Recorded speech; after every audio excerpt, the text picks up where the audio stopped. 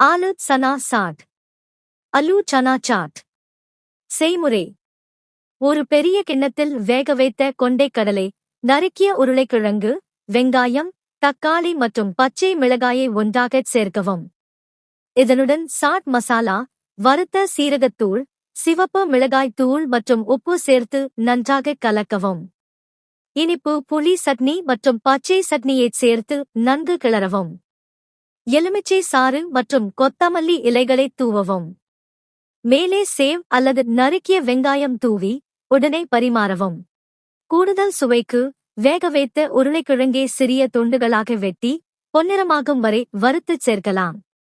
தயிர், யோகர்ட் மற்றும் மாதுளை முத்துக்களைச் சேர்த்து மிகவும் ஆரோக்கியமான மற்றும் சுவையான தயிராலு சனா சாட் செய்யலாம்.